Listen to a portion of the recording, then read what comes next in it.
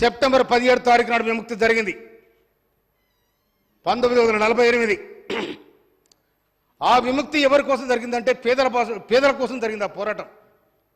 ఆనాడు ఆ పోరాటం 1951లో ముగిసిన తర్వాత గౌరవనీయులు రావినారాయణ రెడ్డి గారు మన పోరాటం ముగిసింది, స్వాతంత్రం వచ్చింది, వాళ్ళు ఎన్నికలకు వెళ్ళిపోతున్నారు కాబట్టి మన సాయుధరహితంగా పోరాటాన్ని ఆపుదామని రావినారాయణ రెడ్డి గారు కమ్యూనిస్ట్ పార్టీకి సంకేతం ఇస్తే కమ్యూనిస్ట్ పార్టీ ఆగిపోయింది.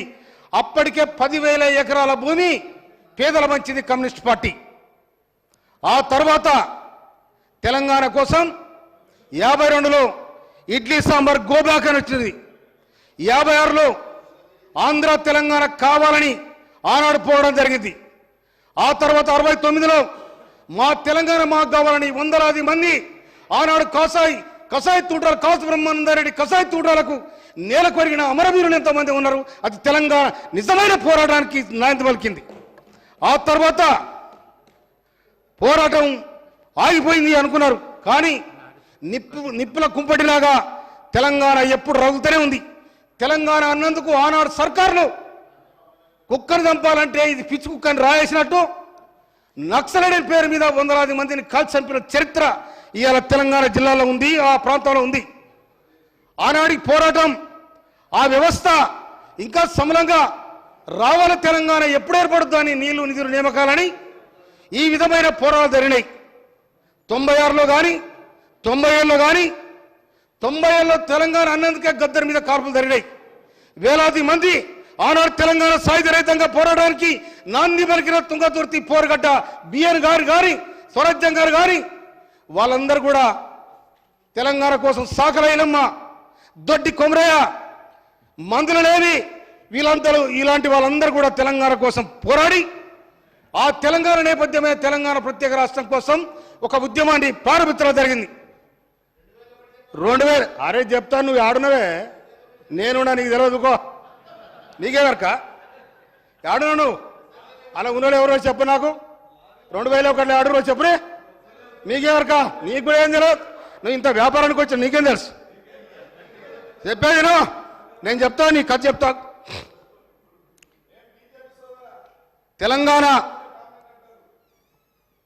తెలంగాణలో అతివృష్టి అనావృష్టితో తల్లాడుతున్న రైతాంగం కోసం ఆనాడు రైతాంగం తిరుగుబాటు క్రమంలో కేసీఆర్ గారు మేధావులందరూ కలిసి తెలంగాణ పెడితే బాగుండు, తెలంగాణ విముక్తి జరిగితే బాగుండు అని కూడా ఒక సమావేశం జరిగింది.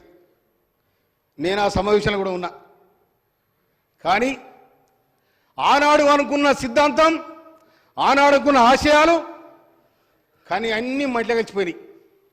2001 నుంచి 2014 దాకా పోరాటం బ్రహ్మాండంగా ఉందిరా అనుకున్నాం. 2000లో ఎట్టున్నాం దళిత ముఖ్యమంత్రి, ఇదేంద్ర దళిత ముఖ్యమంత్రి ఏది లేదు, ఆరులేదు సూర్యులేదు దళిత ముఖ్యమంత్రి అన్నాడు. నేను అప్పటికి నమ్మలే, ఎందుకంటే 2001 నుంచి ఉన్నాలా, అప్పటి నమ్మలే, ఇదేదో గోలు పెట్టిర్రా అనుకున్నా నేను. కానీ 3 ఎకరాల భూమి ముఖ్యమంత్రి, ఇవాళ నేను చెప్తున్నా అక్కడున్న ఎమ్మెల్యేలు ఓడిపోయినలు కానీ గెలిచాడు కూర్చున్నాడు కానీ 2014లో ప్రభుత్వం ఏర్పడిన తర్వాత ప్రభుత్వంలో మీరున్న నాడు ఎన్ని ఎకరాల భూమి ఉంది, ఇవాళ ఎన్ని ఎకరాల భూమి ఉంది మీకు. తెలంగాణ ప్రజానికాన్ని నిట్టనిలో దోసుకున్నారు. తెలంగాణ ప్రభుత్వం ఏర్పడిన తర్వాత ఆనాడు కాశీరాజు ఏవైతే ఉన్నాడో నిజానికి ప్రతి నియోజకవర్గానికి ఒక కాశీరాజు తయారైంది. మాట్లాడితే జైలు, మాట్లాడితే కేసులు. ఈ విధమైన నిజమైన తెలంగాణ ఉద్యమకారులను గెంటి వేసిరు. మీరు గెంటి వేస్తే దానికి నిదర్శనమే మీరు నన్ను గెంటి వేయలే, నేనే పీకి అవతల పడేసి నిటారుగా నిలబడితే కాంగ్రెస్ పార్టీ గడిచింది, నేను డెమోడి నిలబడతా ఉన్నా. అది కాంగ్రెస్ పార్టీకి పేదల పైన ఉన్న వ్యవస్థ అది. అందుకోసం మిత్రులారా, ఇవాళ నేను తుంగతుర్తి నియోజకవర్గానికి ఎమ్మెల్యేగా అయినా, ఇవాళ నేను మాట్లాడే సబ్జెక్టు సామాజిక న్యాయం, దీని మీద ప్రజాస్వామ్యం. కానీ మిత్రులారా, ఏం జరిగింది ఇక్కడ? ప్రభుత్వం ఏం చేయాలన్నది, ఇవాళ ఏ సర్కారు వచ్చినా కూడా ఏమనుకుంటుంది, పేద ప్రజలు ఏమనుకుంటారు? అరే కొత్త సర్కారు వచ్చింది, మాకు ఇల్లు కట్టిస్తారు, మమ్మల్ని ఆదుకుంటారు అనుకుంటారు. మీరు కట్టించింది ఏంటిది? బొంతలగడ్డ, శ్మశాన వాటిక, వైకుంఠ ధామాలు మీరు కట్టించింది. అది పేదలకు ఇవాళ పోతే గయ్య దర్శనం ఇస్తున్నాయి మీకు. కానీ మీరు మీ ప్రభుత్వం ఆయల్లా ముఖ్యమంత్రి అయినాడు నేను అనుకున్నా ఇది ప్రజాస్వామ్యం వర్ధిల్లుద్ది, వేలాది మంది అమరవీరుల త్యాగపరం తెలంగాణ వచ్చింది, ఈ తెలంగాణలో అందరూ కూడా సుఖశాంతులతో ఉంటారు అనుకున్నా నేను. కానీ ఎప్పుడైతే గోల్కొండ కోటలో జాతీయ జెండా ఎగిరేసిండో ఆనాడే ఈయన మనసు మారింది అనుకున్నా నేను. గోల్కొండ కోటకు తెలంగాణ సాయుధ రైతాంగ పోరాటానికి సంబంధం ఉంది. అక్కడ ఎవరైతే పేదలను పీడించబడిరో వాళ్లకు నిటారుగా గోల్కొండ కోట కింద నీ గోరిగడత కొడుకో అని సంకేతం పంపిన ఉద్యమకారుల చరిత్ర ఇలా గోల్కొండ కోట ఉంది. కానీ మీరు పోయే గోల్కొండ కోటలో జెండా ఎగిరేసారు అంటే మీ మనసులో ఉన్న మాట ఇక్కడ ఉండే వాళ్ళంతా బానిసలు, ఆ బానిసలు నేను రాజును, నేను వెళ్తా కనుక నాకు ఎదురేదండి విర్రబీగినరు. కానీ కేసీఆర్ గారు 70,000 పుస్తకాలు చదివాడు. ఆ పుస్తకాలు చదివిన సంగతి జయశ్రెడ్డి గారికి ఎరక. 80,000 10 అటు ఇటు తీరాదే. అయితే 80,000 పుస్తకాలు చదివిన సంగతి జయశ్రెడ్డి గారికి ఎరక. కానీ కేసీఆర్ గారు తన పుస్తకం చదువుకోలే. తన పుస్తకం తను చదువుకోక 2023 నవంబర్ 30 తారీఖు నాడు, డిసెంబర్ 3 తారీఖు నాడు కథం అయిపోయింది. అక్కడ కూర్చుని గోవిందమగనం అయిపోయింది. అందుకోసమని మిత్రులారా, ఈ రాజ్యం ఎప్పుడైనా కూడా ఒక పోరాటం జరిగిందంటే దాని వెనకాల త్యాగాలు ఉంటాయి. ఆ త్యాగాల ఫలితం రావాలని ప్రతి ఒక్కరు కూడా అనుకుంటారు. కానీ ఇక్కడ పేద ప్రజానికానికి ఉరకమంటే ఉరికిన వాళ్ళకు, కొట్లాడమంటే కొట్లాడిన వాళ్ళకు, రాలేమంటే రాలేసిన వాళ్ళకు, నవ్వమంటే నవ్విన వాళ్ళకు, ఏడమంటే ఏడ్చిన వాళ్ళకు ఎక్కడ ఫలితం దక్కలేదు, కొంతమందికి దక్కిందని. ఇలా మీ ఆస్తులని మీ పాస్తులని ఏడకొచ్చినాయి, చెప్పులు సరిగా లేని వాళ్ళు ఇలా కోట్లాధిపతులు అయినారు. ఎట్లా అయినా ఎవరి కోసం వచ్చింది తెలంగాణ? అందుకోసమనే నీళ్లు లేవు, నిధులు లేవు, నిధులని మీ ఇల్లు చేరాయి, నీళ్లు మీ పంపదలో చేరాయి, ప్రజలు అల్లాడుతూ ఉన్నారు. ఎవరు సమాధానం చెప్తారు దీనికి? అందుకోసం మిత్రులారా, ఎప్పుడైతే ఇక పార్టీ ఇంకో మాట అది బీఆర్ఎస్ఆ టీఆర్ఎస్ఆ దానికి సమాధానం చెప్పాలి మీరు. బీఆర్ఎస్ఆ టీఆర్ఎస్ఆ? ఎప్పుడైతే ఉద్యమ పార్టీగా మీరు బీఆర్ఎస్ని పెట్టుకున్నారో బొందలు పడిపోతుంది అప్పుడు అనుకున్నా. కనుక అది చరిత్ర చెప్తున్న సత్యం. ఇంకొక మాట, నేను సీనియర్ నాయకుని అక్కడ, కానీ నేను అక్కడ ముఖ్యమంత్రిని కలవడానికి 2 సంవత్సరాలు పట్టింది. ఎప్పుడైతే బీఆర్ఎస్ పెట్టిన మహారాష్ట్ర నుంచి వార్డు మెంబర్ వస్తే వాడిని కూర్చొని పెట్టుకోడు, వార్డు మెంబర్ వస్తే కూర్చొని పెట్టుకొని వానికి ఆలాబాలా తీసుకొని అటు చేసి. కానీ 2001 నుంచి నీ ఎంట ఉన్న వాళ్ళకు అగౌరవపరిచిండ్రు, అన్యాయం చేసింది. అందుకోసం మిత్రులారా, ఈ అనుభవం తప్పకుండా మీకుంటుందని కూడా మనం చేస్తున్నాను. నేను సామాజిక న్యాయం నీకు డాక్టర్ సాబ్ నీకు ఏమరకు చెప్పు.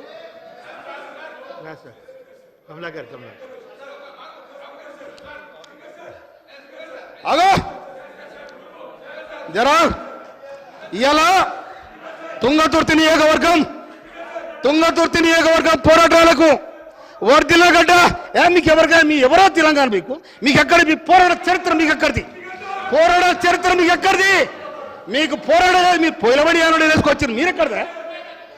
మిత్రులారా, అధ్యక్ష, నా తుంగతుర్తి నియోజకవర్గానికి సంబంధించి నేను అప్పీల్ చేస్తా ఉన్నా. నా తుంగతుర్తి నియోజకవర్గంలో ఒక ఇండస్ట్రియల్ పార్క్ పెట్టాలని అప్పీల్ చేస్తా ఉన్నా. నేను తుంగతుర్తి నియోజకవర్గంలో ఒక ఇండస్ట్రియల్ కారిడార్ పెట్టాలని అప్పీల్ చేస్తా ఉన్నా. నేను తుంగతుర్తి నియోజకవర్గంలో ఉండబడిన రుద్రమ చెరువును రిజర్వాయర్ చేయాలని విజ్ఞప్తి చేస్తా ఉన్నా. తుంగతుర్తి నియోజకవర్గంలో ఉండబడిన ఇవాళ చెన్నూరు రిజర్వాయర్ నుంచి ఎప్పుడైతే 8 గ్రామాలు ఉంటాయి, ఆ గ్రామాలకు చెన్నూరుని వాటర్ తెచ్చి ఇరిగేషన్ డెవలప్ చేయడానికి సాయం చేయాలని చెప్తున్నా. నేను మూసీ నదిపై నిర్మించడానికి 5 చెక్ డ్యాములు కూడా శాంక్షన్ చేయాలని నేను ఇరిగేషన్ మినిస్టర్ గారు కోరుతా ఉన్నా. అదేవిధంగా తిరుమలగిరికి జూడ కాలేజీ మంజూరు చేసిన ముఖ్యమంత్రి గారికి సందర్భంగానే హృదయపూర్వక ధన్యవాదాలు తెలియజేస్తా ఉన్నాను. అదేవిధంగా ఇవాళ టెక్నికల్ సాంకేతిక పరమైన ఇన్స్టిట్యూట్స్ పెట్టాలని ముఖ్యమంత్రి గారు ప్రతిపాదించారు. అది తుంగతుర్తిలో ఐటీఐ కాలేజ్, తుంగతుర్తిలో ఐటీఐ, అడ్డగూడలో ఐటీఐ పెట్టాలని కూడా నేను విజ్ఞప్తి చేస్తా ఉన్నా. తర్వాత మా బునాది గారి కాలువ తర్వాత మా అసిమిలర్ కాలువ కంప్లీట్ చేయాలని మనవి చేస్తా ఉన్నా నేను. తర్వాత ఇంకోటి తిరుమలగిరిలో ఇంకొక మాట ఇవాళ వీళ్ళు చేస్తా ఉన్నారు. ఒక్క నిమిషం ప్లీజ్, ఒక్క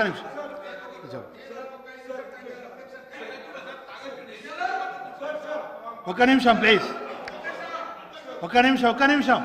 సామ్యాల్ గారు ఒక్క నిమిషం.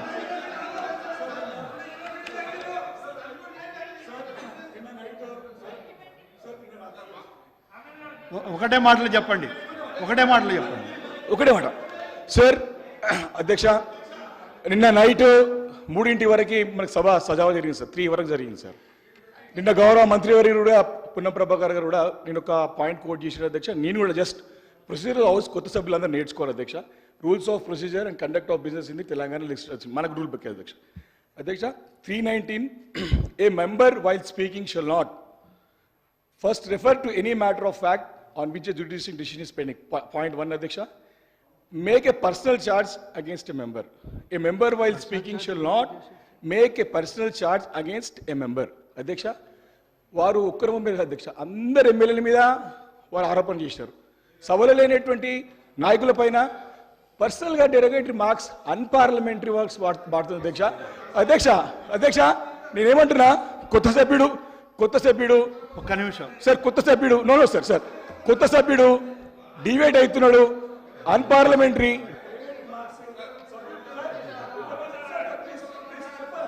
ఒక్క నిమిషం మీరు వినండి. ఒక్క నిమిషం. ఇప్పుడు మీరు అన్నట్టు ఫస్ట్ ఏమో కొత్త సభ్యుడు నంబర్ 1. నంబర్ 2, మీరు ఏదైతే అన్నారో తప్పకుండా రికార్డును సభాపతి గారు పరిశీలించి ఒకవేళ డిలీట్ చేయాలంటే చేస్తారు. ప్లీజ్ కూర్చోండి. సామ్యాల్ గారు. అధ్యక్ష, ప్లీజ్ మా నియోజకవర్గానికి అధ్యక్ష దయచేసి కూర్చోవాలి. మా నియోజకవర్గానికి సంబంధించి తప్పకుండా అన్నాను. మా తుంగతుర్తి నియోజకవర్గం చాలా వెనుకబడిపోయింది. దయచేసి మా శ్రీధర్ బాబు గారికి, మా ఇండస్ట్రియల్ మినిస్టర్ గారికి విజ్ఞప్తి చేస్తా ఉన్నా. మా దగ్గర 225 ఎకరాల గవర్నమెంట్ స్థలం ఉంది. మేము ఇవ్వడానికి సిద్ధంగా ఉన్నాం. అక్కడ ఒక ఇండస్ట్రియల్ పార్క్ పెట్టాలని అప్పీల్ చేస్తా ఉన్నా నేను. అదేవిధంగా రుద్రమ చెరువు ఉన్నది. గత ప్రభుత్వంలో వచ్చిన దాని చుట్టూ తిరిగి వెళ్ళిపోయారు. కానీ రిజర్వ్ అయిన దాని రుద్రమ చెరువును ఇప్పుడు 5,000 ఎకరాలు పారుతా ఉంది. రుద్రమ చెరువును కనుక మన రిజర్వాయర్ చేస్తే 30,000 ఎకరాల ఆయకట్టు తయారైద్ది. అదేవిధంగా అధ్యక్ష, మాకు బునాది గాని కాలువ ఎన్నాళ్ళ నుంచో పెండింగ్లో ఉంది.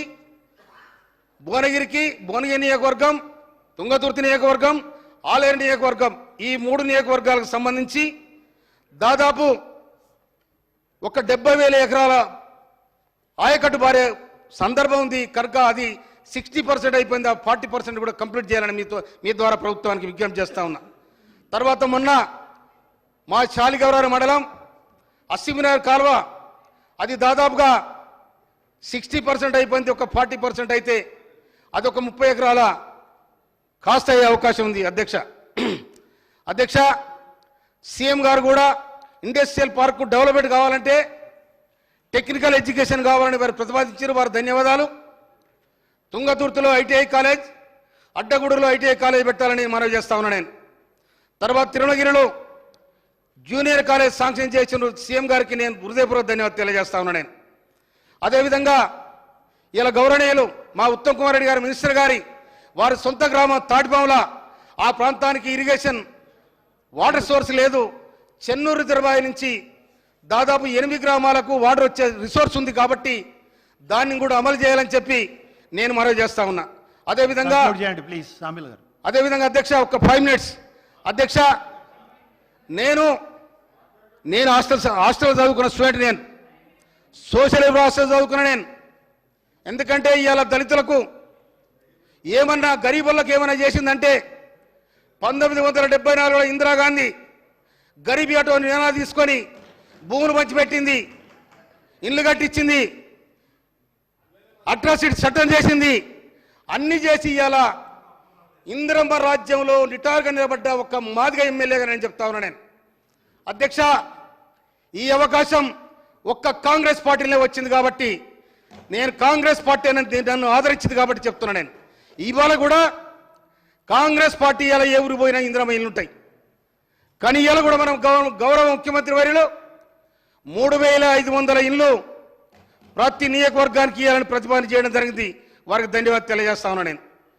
కనుక ఇవాళ మా మోత్కూరులో ఆర్టీసీ డిపో పెట్టడానికి గౌరవ మంత్రివర్యులు కూడా వారు సహకరించడం జరిగింది. గౌరవ మంత్రివర్యులు పంచాయతీ శాఖ మంత్రులు సీతక్క గారి అప్పీల్ చేస్తా ఉన్నా నేను. పోయినసారి ఉన్న గవర్నమెంట్ మొత్తం కంకర్రాలు కూడా ఏరుకుని ఈసారి గెలిస్తే ఆ రోడ్ల మీద కంకర కూడా అమ్ముకుందరు. ఆ పరిస్థితికి వచ్చింది. ఎందుకని చెప్తున్నా అధ్యక్ష, నేను ఎన్నికలు జరుగుతూ ఉన్నాయి, నా ఏరు పక్కన రోడ్డు, నా ఊరు పక్కన ఏరుంది. ఆ ఏట్లే 3 కిలోమీటర్ల రోడ్డు వేసిన నాడు ఏట్లే.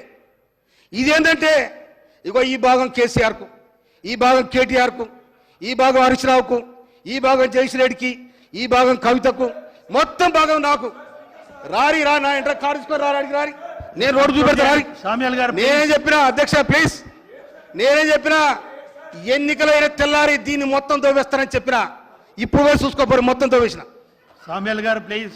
దట్ ఈస్ మందుల సామ్యాల్, దట్ ఈస్ డెమోక్రసీ. అందుకోసమనే మీ ఇసుక బేరం బంద్ కావాలి, మీ వ్యవస్థ బంద్ కావాలి. సీతక్ గారి మనం చేస్తున్నా నేను. మొత్తం నియోజకవర్గం వెనుకబడిపోయింది, దానికి రోడ్లు మంజూరు చేయాలి. గౌరవనీయులు మా వెంకరెడ్డి మినిస్టర్ గారికి నేను ఈ సందర్భంగా హృదయపూర్వక ధన్యవాదాలు తెలియజేస్తా ఉన్నా. వాళ్ళు 70,000 రూపాయల 70 కోట్ల రూపాయల రోడ్లు మంజూరు చేసిన వారికి ధన్యవాదాలు.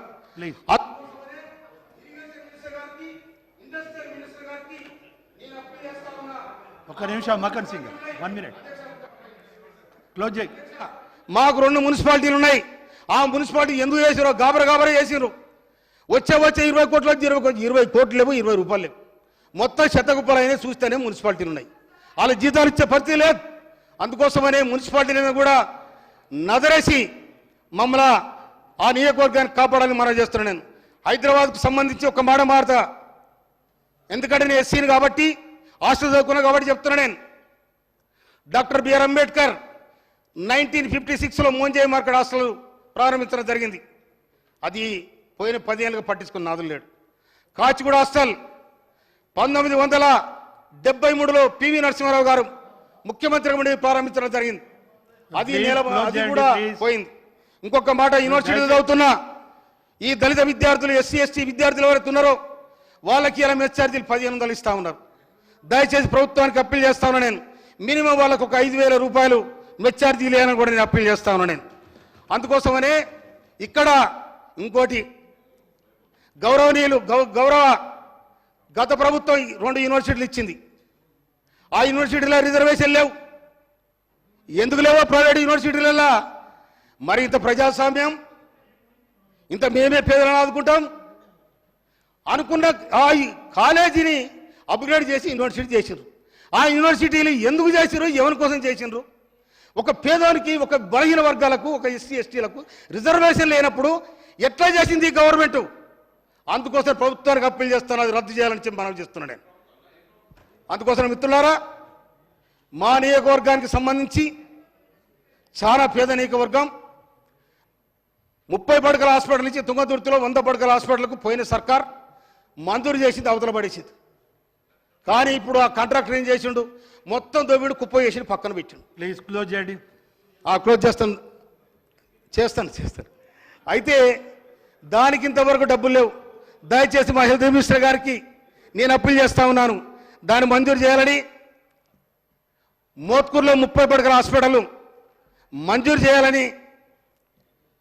ఇదంతా కూడా ఆ తుంగతుర్తి నియోజకవర్గం ఎక్కడ ఉంటుంది, అది ఎందుకు తెలియదు.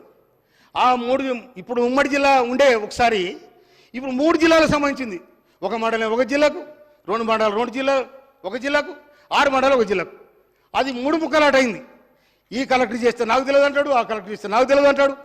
కనుక ఈ విధంగా ప్రవర్తిస్తుంది.